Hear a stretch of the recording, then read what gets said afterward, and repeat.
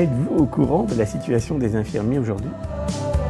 Ce que je comprends, c'est qu'ils ont une charge de travail très élevée, avec des horaires très compliqués. Sans doute la surcharge de travail également, parce qu'ils sont de moins en moins nombreux, ou elles sont de moins en moins nombreuses. On n'en sait pas grand-chose, sinon qu'on a l'impression que les conditions sont de plus en plus difficiles. Je pense que c'est concernant les conditions de travail dans les hôpitaux. Qui protestaient contre les conditions de travail et aussi, j'imagine, liées à leur rémunération.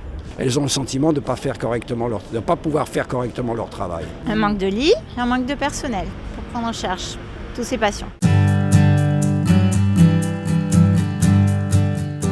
Effectivement, il résumait bien la situation, à savoir le manque de lits, le manque de personnel et tout le problème qu'il y a autour de ça en termes de souffrance au travail pour les soignants que nous sommes, avec des plans d'économie qui se succèdent depuis plusieurs années, qui font qu'on a moins de temps et moins de moyens pour faire plus.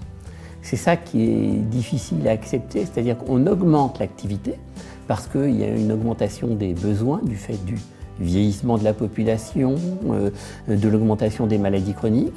Et en même temps, comme il faut résorber le déficit de la sécurité sociale, on diminue les budgets des hôpitaux. Donc chaque hôpital doit rendre des postes, fermer des lits et la situation est aujourd'hui intenable. Pensez-vous que les infirmières soient utilisées à hauteur de leurs compétences ? Non, pas du tout. Les infirmiers sont trop laissés entre guillemets à l'abandon par rapport à leur métier et leurs responsabilités. Je ne sais pas répondre à ça. Oh oui, plutôt oui, je pense. Enfin, dans le milieu hospitalier, en tous les cas, oui. Effectivement, le problème que l'on a en France, c'est que l'infirmière est restreinte à un rôle d'exécutant de la prescription médicale, alors qu'en fait, elle a des compétences propres du fait de sa formation, qui sont utilisées dans l'ensemble des pays de l'Union européenne, mais en France, on a l'impression que l'infirmière n'est pas capable de réfléchir par elle-même. Le meilleur exemple, c'est celui de la vaccination. Il y a un gros problème de vaccination en France par rapport aux objectifs de santé publique, alors que les 600 000 infirmières qui existent n'ont pas l'autorisation légale de faire ce qu'elles doivent faire. Tout est centré sur le médecin. Pensez-vous que les infirmiers soient aidés ? Ça, je peux pas vous dire. J'en ai pas la moindre idée. Je pense qu'il y a des syndicats, oui, qui sont auprès d'eux. Non, ils ne sont pas assez aidés, les infirmiers. C'est à souhaiter. Oui, après, de toute façon, c'est un problème de finance, donc je ne sais pas ce qu'un syndicat va pouvoir faire.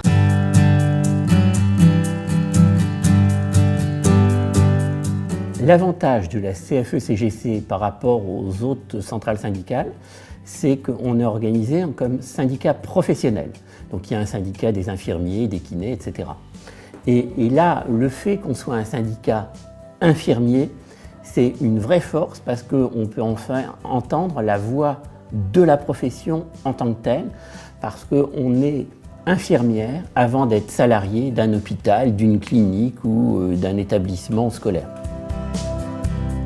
Pensez-vous que les syndicats font tout ce qui est en leur pouvoir pour faire changer les choses ? Oui, ils les aident, mais il n'y a jamais assez, quoi. J'imagine, je perçois que les syndicats sont mobilisés, là, pour le coup. Jamais assez. Est-ce qu'il y a moyen de négocier ? Je ne sais pas, je peux pas vous dire. C'est pas facile à répondre à cette question-là. Dans mon établissement, j'ai pas l'impression que les syndicats soient beaucoup écoutés. Oui. C'est un peu compliqué.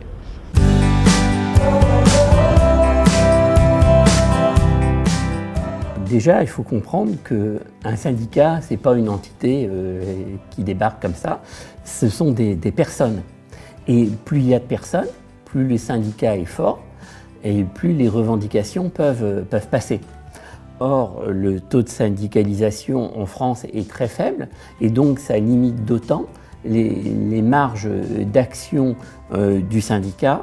Et après, on arrive, lorsque le rapport de force n'est pas suffisant, à faire des grèves. Les gens parfois se plaignent des conséquences de ces mouvements de grève, mais c'est l'occasion de se faire entendre. Mais il faut bien comprendre que c'est les personnes qui feront évoluer les syndicats et qui portent les revendications des personnes. C'est ensemble qu'on peut faire avancer les choses. Et donc, il ne faut pas croire que c'est un instrument magique qui va être dans l'entre-soi. C'est chacun qui doit s'engager pour faire évoluer.